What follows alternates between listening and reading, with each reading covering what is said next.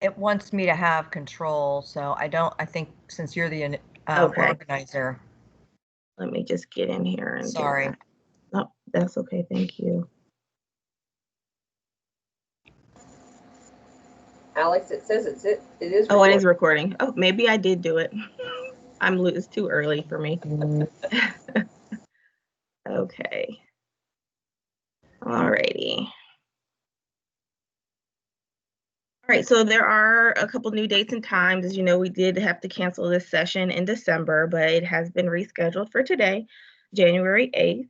And our next and final session will be Friday, February 5th. We did move the time back to 12 p.m. Just because with the OSTNL AHER meetings, just so people have a little bit more time to get into those meetings. And if that does change, we will absolutely let you guys know ahead of time. But that February 5th date is the same day as our OSTNL and AOTR meetings.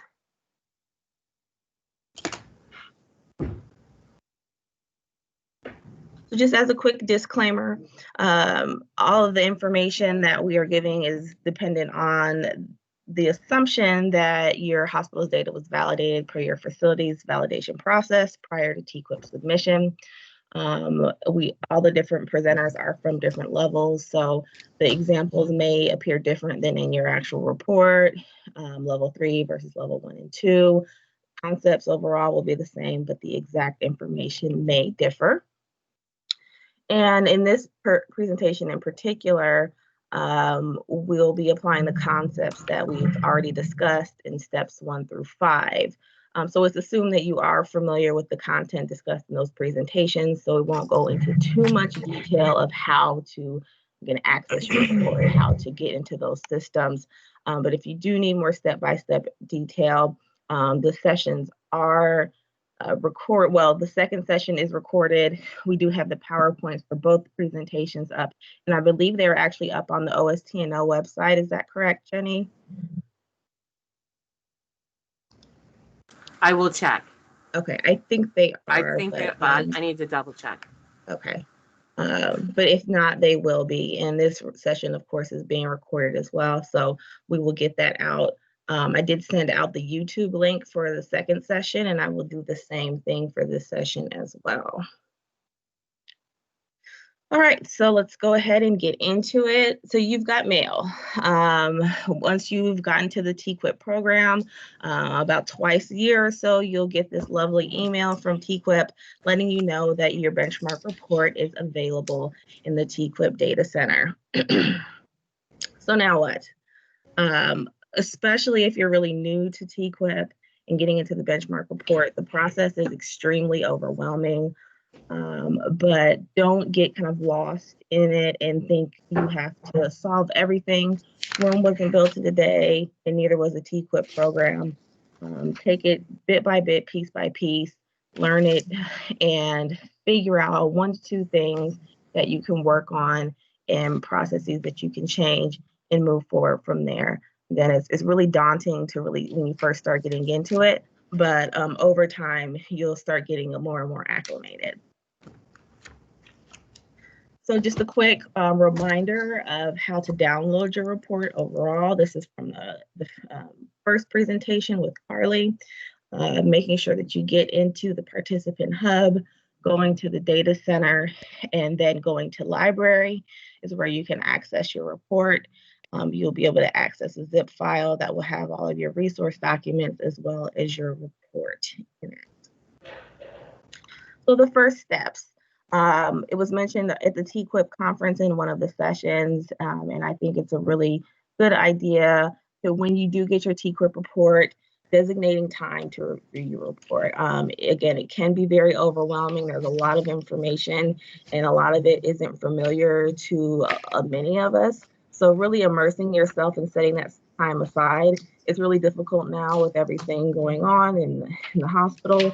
But the sooner you can review your report, the better. So making sure that you set aside time on your calendar, getting yourself in a space where you can really designate that time to dig into that report because this I can say from personal experience, if you don't set aside that time, it'll just keep getting pushed back and pushed back and pushed back. And then you get your next report and you're like, well, I didn't even review the first one yet. So making sure that you set aside that time as soon as possible. If you're new to TQIP or if you've never done this step before, start with the resources folder. So again, you're going to get that zip file, which is pictured here, and your resources section. You want to look at your report and you want to see where you land. But if you haven't done TQIP before, you're not going to know what in the world they're even talking about. So I think it's really good to start with the resources folder, especially the references and FAQ documents, going through those, reading through them in detail, so you can kind of get a underlying understanding of where they're coming from in the TQIP report, what data is being included, what data is not being included. So then when you go through your report, you're able to kind of differentiate and see, okay, this is why this looks the way it does, because this is what they're including and this is what they're not including. Because it does not pull information or data the way you may pull your information and data for PI. So you kind of have to immerse yourself into their culture of how they are pulling that data and how they're doing the risk adjustment, so you can understand the report a lot better. And everyone should review and be familiar with the report. I don't think it's something that is just designated for the trauma program manager to review and understand. It's really important for registry, for performance improvement coordinators, for the medical director to all be familiar with the report, to all understand what those outputs actually mean, especially for registry, because registry, again, is that driving force behind the TQIP report. So even as a registrar, getting into that report and seeing what those outcomes are and seeing what's in there is going to help you to be ahead of the game and understanding what changes you may need to make or what the data you're putting in, what the outcomes actually are. And if anybody has anything to add or comments, questions, again, feel free to speak up. I am by no means an expert, so I'm just sharing kind of my perspective on this process. So the first thing in your report, you have your packet. Once you look through your resources documents, then you'll look at your actual PDF in the PowerPoint that actually has your facilities data. I would say one of the first things you should look at is that PDF, the Adobe PDF, and look at that patient inclusion. Just at really quick glance, as long as your graph looks like it is pictured in the slide, then generally speaking, you're good. If you have big red highlighted sections, then that is letting you know that that TQIP thinks that you should have admissions in that section, but for some reason that information did not cross over. It may be an export issue, it may be a data quality issue, but that's one of the first things you want to look at and make sure you don't have any missing cases, missing information that you need to make sure that gets submitted to TQIP. This graph is your TQIP report is going to show a rolling 12 months of the most recent data. So for those that are new to TQIP, you may, of course, not have 12 months of data. You may only have 2 or 3, or well, a quarter worth of data, and then 6 months worth of data as you move forward in your reports. Again, looking at the references section, going back to that, when you do get into your resources folder, print out that references document and have that with you when you're reviewing your report. So as you come across something you may have a question about, you can go through those references and make sure that it makes sense to you.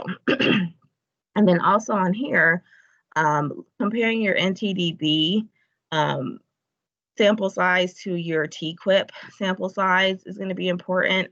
Of course, everything that goes into NTDB does not make it into TQIP. So as you can see here, the numbers are lower. So look at that just really quick and make sure that that makes sense. You shouldn't have really, really low ratios. So if you have 50 patients in NTDB, but only 10 made it through to TQIP, that may be something you want to look at and figure out, why did none of my patients qualify for the TQIP inclusion criteria? Is that an actual number, or is there an export issue or a data quality issue? So we're going to start with the obvious. I think once you take a look at that initial PDF document, pull out the PowerPoint. It's a lot shorter. I think, especially if you're newer to TQIP, it's a little bit easier to digest because it's just 5, 6 to 10 slides with just graphs. But you do have to know what the graphs mean. So just, again, if you're trying to figure out your problem areas, look at the stuff that stands out. Carly, in the first 2 sessions, talked about the odds ratio. We'll just do a quick refresh here. So that odds ratio is the measure of the association between your exposure and your outcome. So when we're looking at where that diamond falls, that's where your odds ratio lands for your individual institution. And depending on where that lands is going to show how more or less that the event or outcome that they're discussing in that slide occurred. So when we're talking about outcomes, it's going to be what's listed at the top of that individual graph. And then the higher you land on that graph, which is going to be higher above that median line, above the 1, is going to be that higher decile that you're in. It's how the occurrence of that outcome, how more frequently that occurrence occurs at your institution. And then the closer you get past that median line, below that 1, it's the outcome is less than the average hospital. Looking at outliers and trends, that's kind of when you're looking at your report, that's going to be the focus of you looking through your report. What's an outlier? And then once you figure out your big outliers, then going back and looking at trends. Again, your PowerPoint is going to show your box decile graphs and your linear graphs.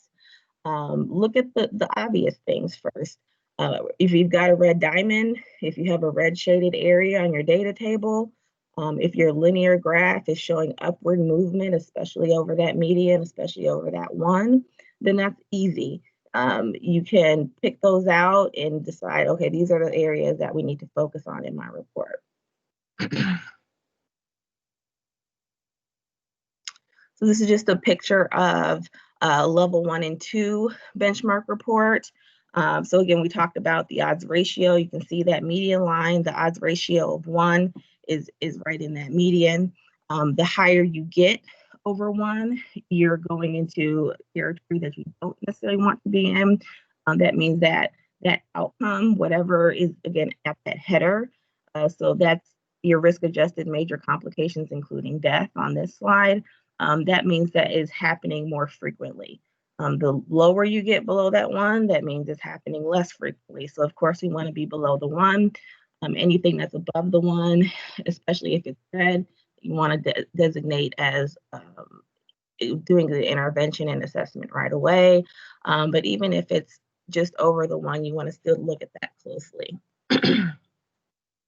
And this is the same outcome, but this is for the level 3 report. And I wanted to show both because I know for me, when I first started with TQIP and went to the conferences, I saw all these wonderful, beautiful level 1 and level 2 graphs. And I saw my report and it was like, it does not look like that. Mine does not have all that information. So especially for the level 3 centers, this is what ours looks like. We don't have as many categories, but again, it's the same exact process. These are your linear graphs. So again, this is also in the PDF report and the PowerPoint. Again, you're going to want to look at that median line. Again, you want to be below that median line. You don't necessarily want to be above it. And then with the linear graphs, you want to look at how your performance is doing over time. So where the other graphs are a snapshot in that TQIP benchmark report, the graph is going to show how you've been doing over time, over each report, as long as you've been in TQIP. Of course, if you're newer to TQIP, your graph isn't going to look as robust as this one. But as you continue, you'll be able to see where you land over time. Of course, you want to have that downward movement below the 1, an upward movement is going to signify there's some type of issue that you might want to dig into a little bit deeper.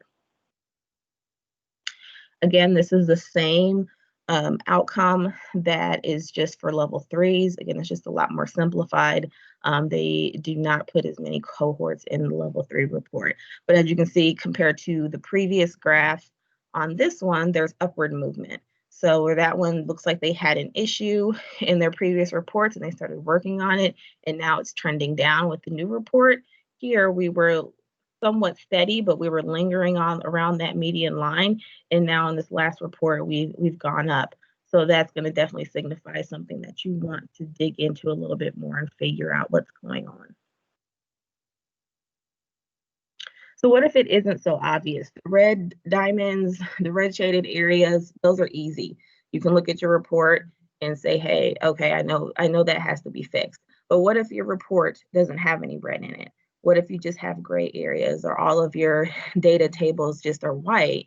That doesn't necessarily mean that there's no opportunity. You want to look at your decile when you look at your data table. See what decile you're in. Obviously, if you're in the red, you're a high outlier. That's the easy part.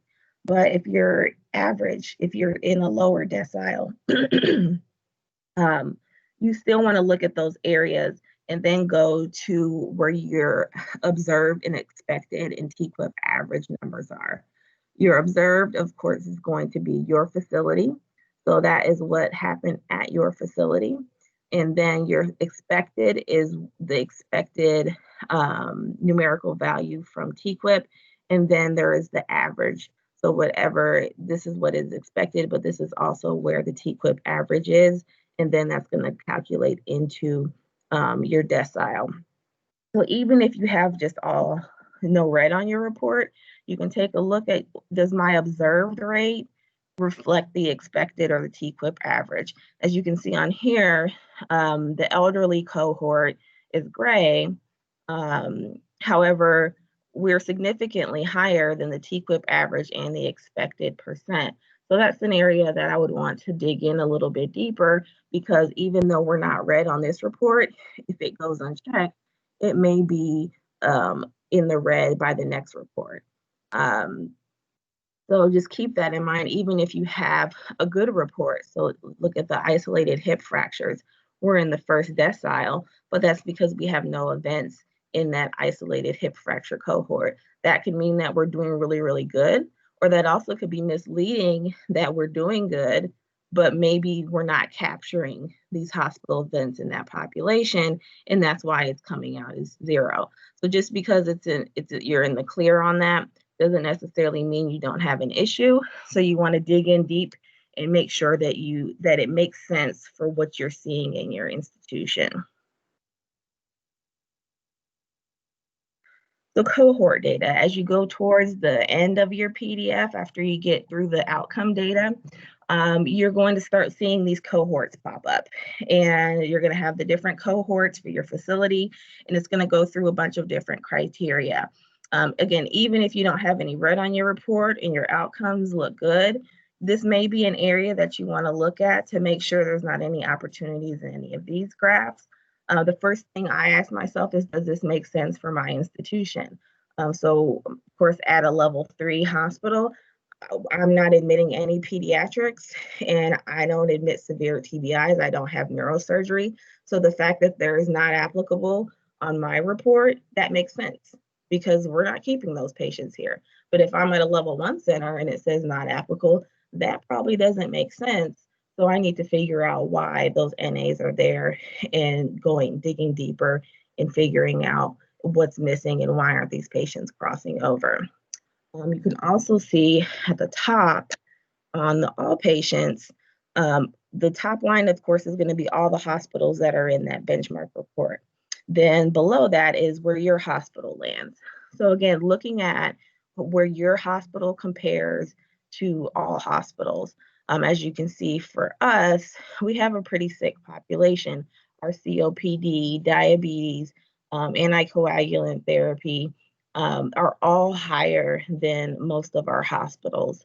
So for me, knowing our institution, knowing our population, knowing that majority of our patients are elderly, that makes more sense. But if I was at a center where that didn't make sense, then I need to dig a little bit deeper and figure out, well, why are these comorbidities being put in, and what's going on with that, and do we need to fix that? So searching for outliers. Once you get into some of the other aspects of the cohort, again, you want to look at your comorbidities, but then they also have your hospital events, which is also really helpful because, again, at first glance, there's nothing that's highlighted or stands out to me. But as I start looking through, I'm looking at my elderly patients and my isolated hip fractures, and I'm looking, and I'm 2.8% for unplanned ICU admissions for my elderly patients when all the other hospitals are at 1.6%. And then I go to my isolated hip fractures and I'm 4.9%, over double what other hospitals are. So if you recall back in the first couple slides with the box decile graph for the level 3 center, we were actually close to the median for the isolated hip fractures for major hospital events, including death. But then I look at this report and it looks like I've got some issues here, some outliers. Unplanned ICU was removed from major hospital events. So that no longer is included in that number. So my box decile graph doesn't look that bad, but I may still have an issue here with why are my isolated hip fractures and my elderly patients having so many unplanned ICU admissions. So I'm going to want to dig down into that, and we'll take a look at that here in a second. So just remember, your TQIP report is a snapshot in time, other than the linear graphs that measure the performance over time. Sometimes you may have some really funky looking numbers, but you always want to remember to look at your sample size, look at your N value, and determine, okay, how many people actually fell into this. I think it's something that everyone should look at, but probably more so with the smaller centers that don't have as much volume. Of course, we don't have as big of a sample size. So if you see on here, on our time to operative fixation, we're highlighted in the yellow, which yellow highlight means that you're greater than 75th percentile. If you have a pink highlight, it means you're greater than 25th percentile. So that's something that's going to stick out to me right away. But then I look at my N, and I have 4 open tibia shaft fractures, and only 3 of them went to operative fixation. You can see on the time ranges here, this one patient that was delayed can throw my everything off. So it's definitely something you want to still dig into. You want to look up those patients and drill down and figure out what went on. Hopefully you've already reviewed that case in your performance improvement program. But don't have a heart attack because you are in the 75th percentile, especially if you have a low sample size, because that's going to impact some of those outcomes on there. And your next report may not be as bad. Can I ask a question? Yeah. How many people think that, can you go back a slide? Yeah. For the level 3s, hold on. That median time of 3.6 hours? I'm sorry, I have something over my. Yeah, 3.63 is what it says on here.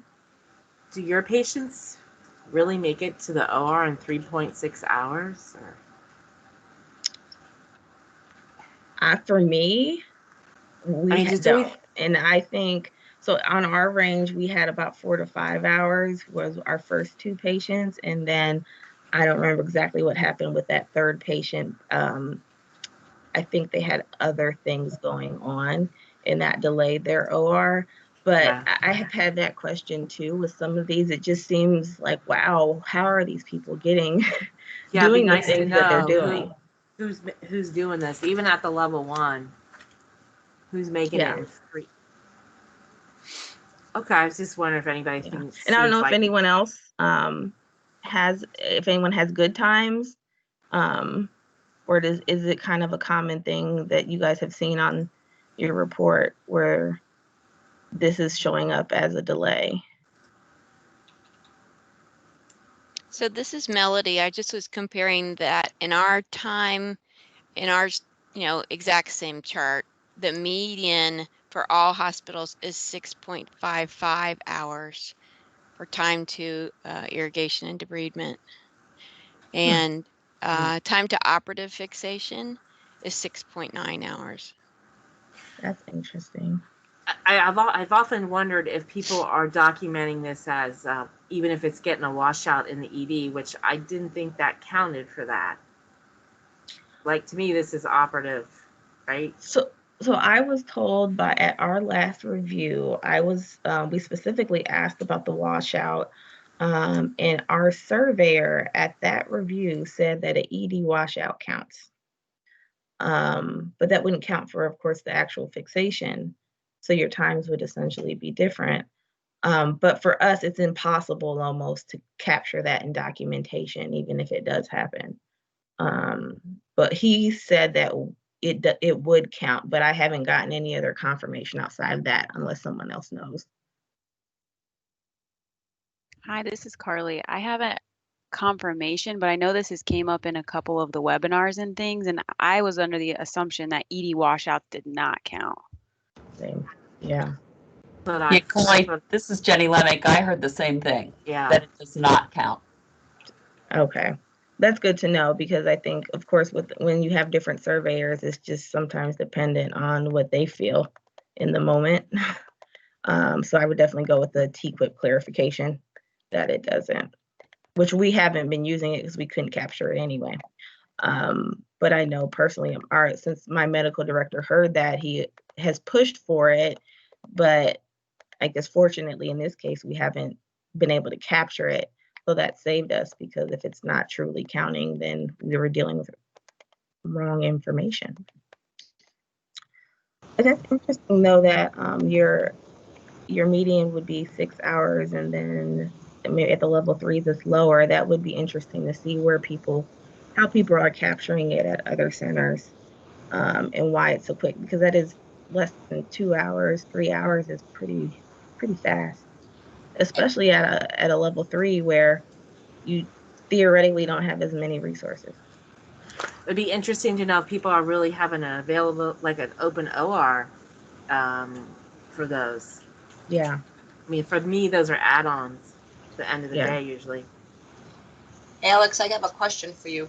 When you say this is Kristen, when you're not able to capture it, what is it that you're not able to capture? Just like when they did if they did it in the OR or ER? Yes. Well, not in OR. It was when we were trying to capture it in for ED. The ED may do it, but they just didn't document it clearly in the chart or a time. They might have said they did it, but they didn't say when. So when we got the information that we could use ED, we tried to look at it, and it was really hard to get a time. But for actual operative, we were able to get the time. Okay. But yeah, I too was told that the ED ones don't count. Okay, well that's good. Good to know. I guess whatever it is, you just have to be consistent in your own institution. Right. Yeah. Yeah, Alex, this is Ann. Yeah, we don't count it either at Miami Valley, and I know that our ortho colleagues, they collect their own trauma data, and they don't count the ED washouts either. So we just maintain consistency at the institution. Okay, good. Well, we won't be counting ED washouts, and now I can push back when my medical director talks about it again. There you go. Okay, and lastly on that report, one of the last slides shows missingness. And I think this is, again, where it's important for even the registry to look at this report if you haven't already. If you have already, awesome. But if you haven't, it's also good to look at this on your own time and see where there may be opportunities. Because of course, as a registrar, you guys understand what goes into the database far better than anyone else. So you can kind of figure out where there may be opportunities with your data collection and abstraction and data entry and coding a lot faster than maybe a TPM that is not quite as familiar or newer to the registry. You can already kind of be a step ahead in kind of seeing, okay, where does my data land compared to where all the other hospitals? I wanted to point out the pre-hospital cardiac arrest.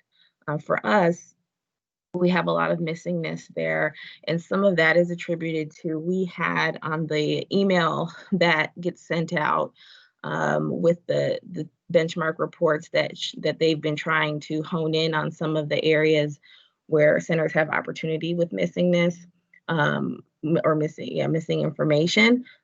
We were at 100% missing for pre-hospital cardiac arrest, and we got that, and it was like, whoa, what's going on here? And once we dug in to the registry, we didn't even have the field turned on in the database. So that's why it was missing at 100%. So that's something that, again, with everyone involved, you can quickly kind of figure out like, oh, whoa, what's this field? Why is that not in there? What's going on? All right, so I found my problem areas. I went through my report and I've highlighted a couple of things that I think I need to focus on. Just remember that you don't have to solve everything. Again, Rome was not built in a day. You don't have to fix every little area that is a problem in your report. Pick one problem area, maybe two problem areas that you think are going to be the most effective to focus on, and just stick with those. Throw everything else kind of by the wayside. At least for now, until you can drill down into those one or two issues and move forward with figuring out what you need to do about those two. And then once you fix those, then you can start moving on to the other pieces. But it's a lot easier to take in small bites than trying to do the whole thing at once. Then once you find your one or two problem areas, you want to decide, is this a data quality issue? Is there a clinical quality issue? You want to look at the data quality first, because that's more of that in-house issue, making sure that the abstraction, the data entry, and the coding is all correct, that it makes sense for your institution. And then once you validate that the actual data quality is right, then you want to move into clinical quality. I think a lot of times, especially I know when we first went into TQIP, a lot of people felt like, oh, TQIP's wrong, oh, TQIP's the problem, this data isn't right. But I think that's one where the resource document is important in figuring out how they're actually calculating things. And two, for the most part, it's not TQIP. It's usually something that's going on, whether in exporting or within the registry, or something that we're truly not doing from a quality standpoint that we have an opportunity to improve. So kind of go in it thinking that the TQIP data is correct, and then drilling down to figure out why you have your outlying issue. And then if you have went through and you checked your data quality and you know that there's no other issues with your data, then looking, okay, this is a real issue. What do we need to do to change the process of care and enhance clinical performance? So just getting into the drill down just a little bit, you found your problem area, and now you're going to go do your drill down. So you're going to get into your operational reports, and you're going to look at your data download and your TQIP Explorer. And this information is from Lynn's presentation, which was our second session. So if you want more information on how to really get in there and dig in, definitely refer to her presentation. It gave a lot of information. But you want to decide, okay, what report should I use to try and drill down and get into this information?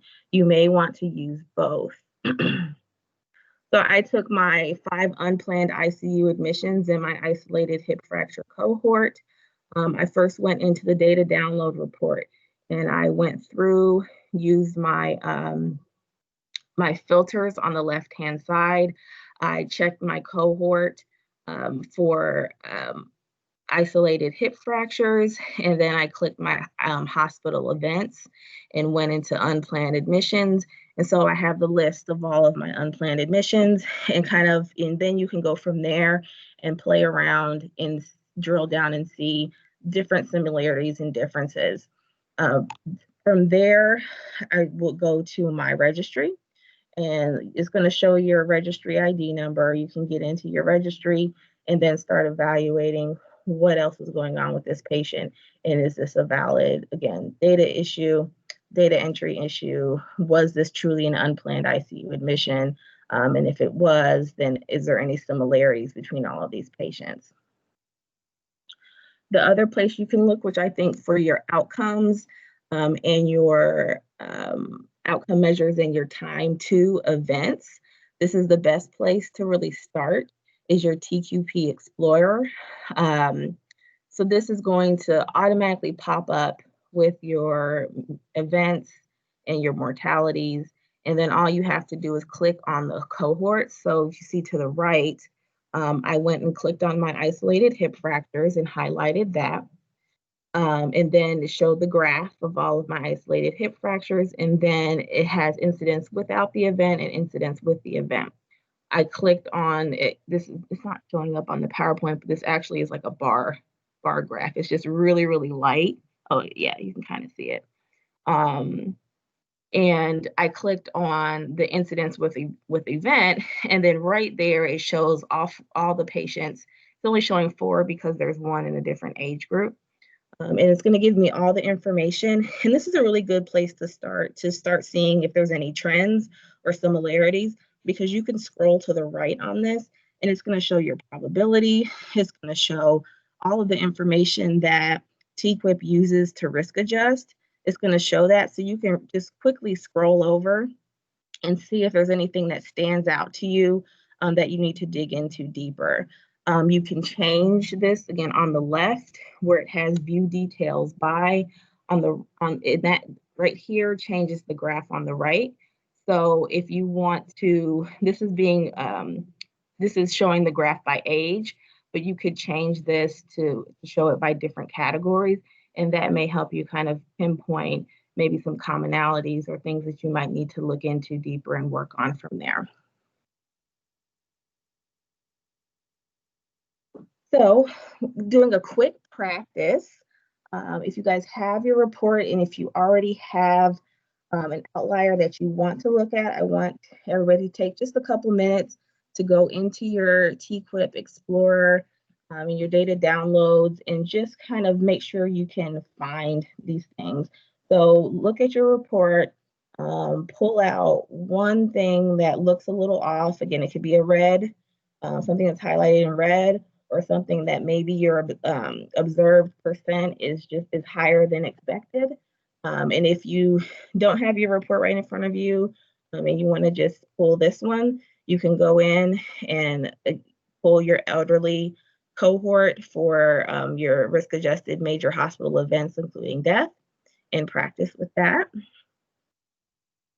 So I'm going to just wait just a couple minutes while people kind of get in there. And once you get into the data download report, again, toggle on your left-hand side, do your cohort.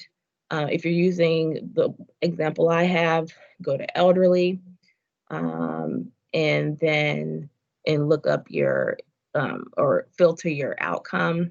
If you're not using the one up here, then scroll through and try and pinpoint and isolate your patient population. And I'll just hang out just for a minute so the people that want to get in can try and get in and see if you have any questions.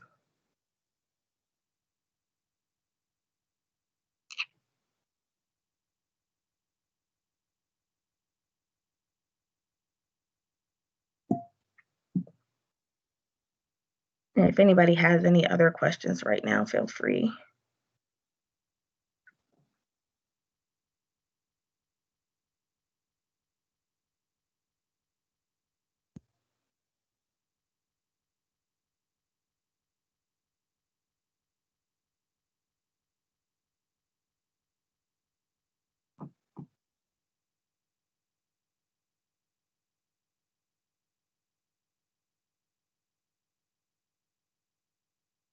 I do have a question.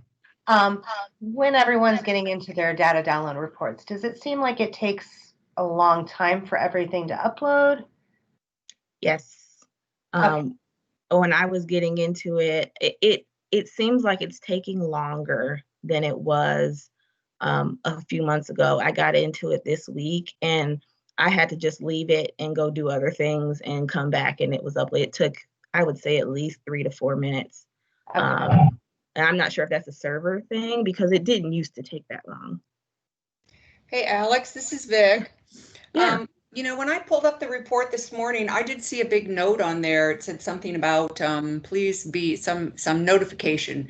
Please be patient with downloads after the first of the year, as many people are accessing the database and it will be extremely slow. So, Oh, I didn't yeah, see. No, that's so- good to know. Yeah, so That's probably why. FYI. Yeah, I kind of went, oh, well, that's good to know. I guess, like you said, I'll just pull it up and go do something else for a while. Yeah. Well, I Yeah. thought I'm super impatient, so I clicked for about 3-4 times, and I finally realized at the bottom it said waiting, and I was Right. like, oh, okay, be Yeah, patient, go yeah. do So it something must else. be something with their system that lots of people are using it, which is a good thing, I guess. Yeah. Yep. Yeah. Okay. Does anybody need more time to get in? I'm sure some people probably have already done this, so I don't want to wait too long.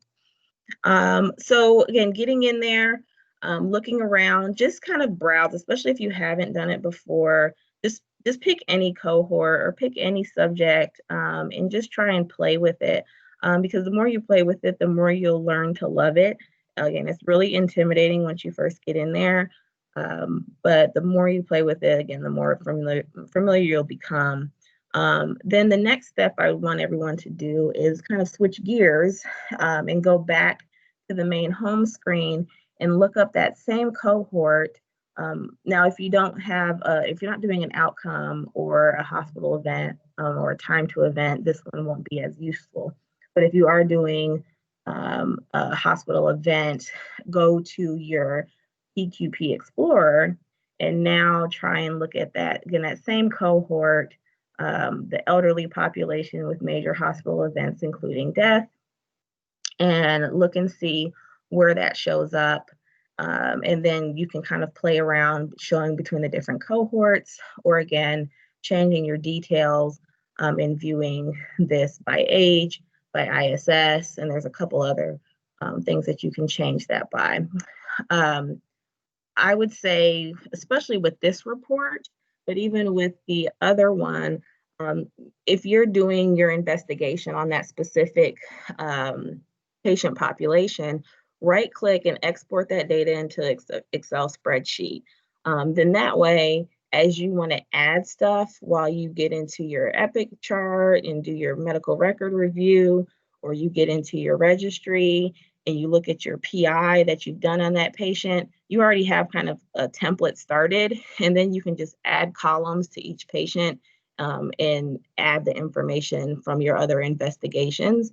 It kind of makes it easy to have that little starting point that you already have if you export that data into an Excel spreadsheet. The one thing I wanted to point out too when I was playing with this that I really liked, and this is somewhat level 3 specific, but I'm not sure for the ones and twos, you guys can chime in on if you've used this for any of the time 2 events.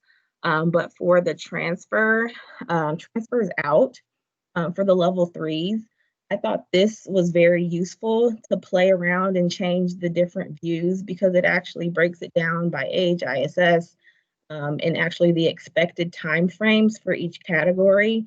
So you can kind of, if you weren't sure of how to, why you had outliers in that section, this is kind of a good tool to use to break it down a little bit more and see if you have any common trends.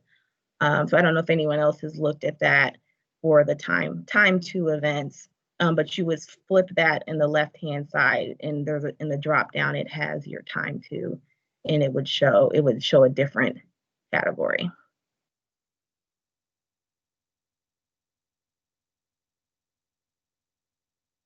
Okay. Anybody have any questions on the TQP Explorer? All right. All right, so then, Alex, oh, yeah. I'm sorry. Can you say one more time where you switch that to see the time to events? Yeah, it's on the left-hand side, that the drop down up here. And it should say time to in the drop down. For me, it only pulled up our transfer times, but I'm not sure for a level 1 or 2 what pulls up when you do that.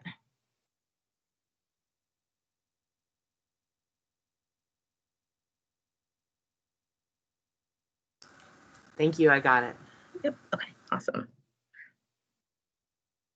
All right, and so then once you get into you play around in your TQP Explorer and your data downloads, and again, you've downloaded everything and exported into your Excel spreadsheet, then now you can get into your EMR, get into your registry, and start digging into these patients, getting into their PI reviews, and again, trying to assess for any commonalities, any trends, and also making sure that the information that is in the registry is correct and that there's nothing extra that you need to do to make sure that that data is accurate.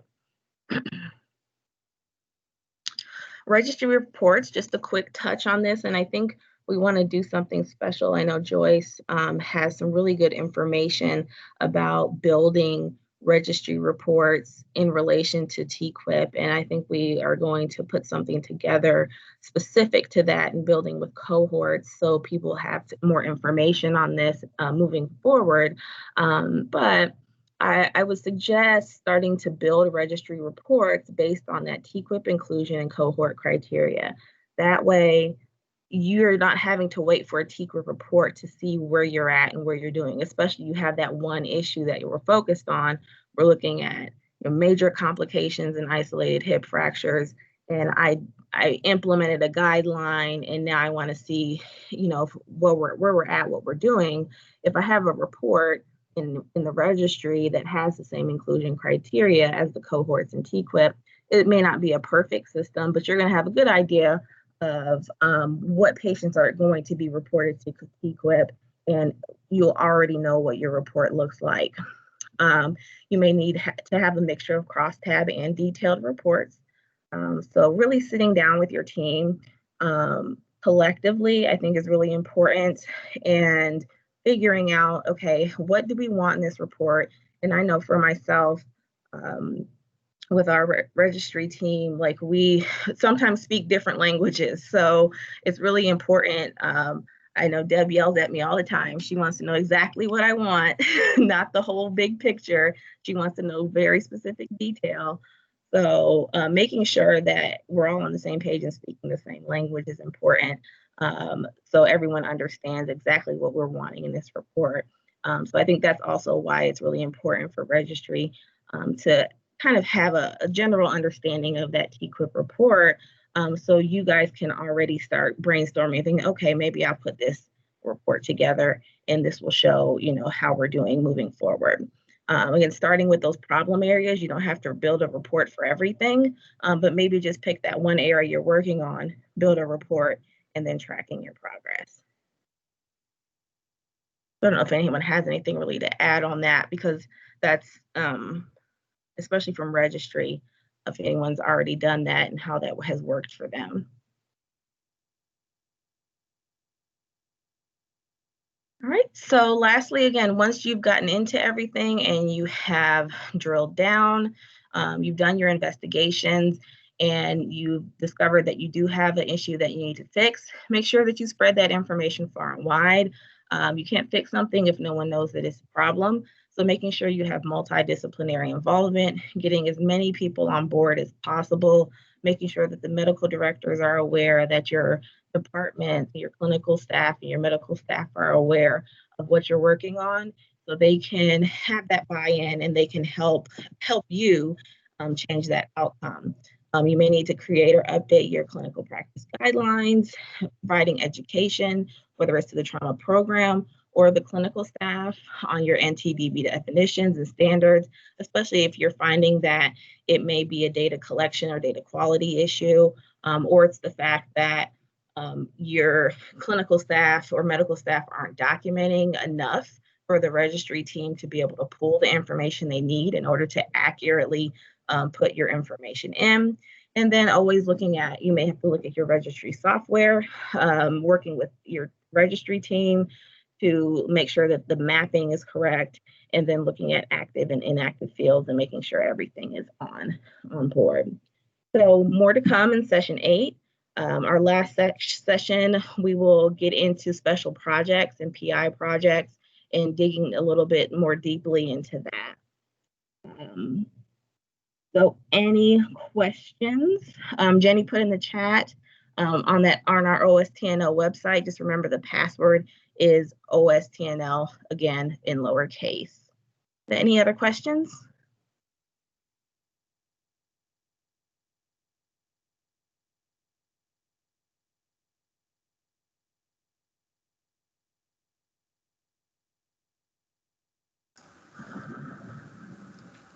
All right.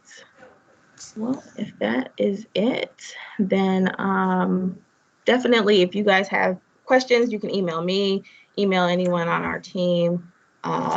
If you think of something while you're in, and even if you need drill down help, I, again, am not an expert, but I have looked at this ad nauseum as of late. So I'm more than happy to help out if anyone wants to get in their report and just kind of play around. And it'll help me learn as well. So I'm more than happy to do that. So thank you for joining. And Alex, yeah. do you want to remind everyone we're looking? I can just say, remember, it's a new year. We're going to wait until the February meeting to end our year from December, since we didn't get to meet. But we are also looking for a new president-elect, right? And so would really, if anyone's interested, be happy to share what that means. I realize this is a bad time to be asking people to do more work, but if anybody would like to help, we greatly appreciate it. Yes, absolutely. Please help me. I'll say, as being president-elect the last 2 years, and working with Jenny has been really helpful in just kind of learning the ropes. Is the president-elect piece does not have as much front-end work. Jenny gets to move all the hard work, and I can just come in and help out. So it's a really good time to kind of learn the ropes and get your feet wet. And of course, it looks really, really good during a survey to put that on there to say that you're in a leadership position for the state trauma organization. So definitely put your name in the hat if you are interested in that position, because we do need someone. And also, if you want to join the education committee, let me know as well. All right. Well, thanks, everyone. Thanks, Alex. Yes. And I hope everybody's year is starting off okay. So. As good as it can get. Correct. All right. We're still here. You. Okay. Yeah. we made it. Okay. All right. All right. All right. Well, I will see you guys at our next session on February 5th. Right, have a great day. Bye. Thank you.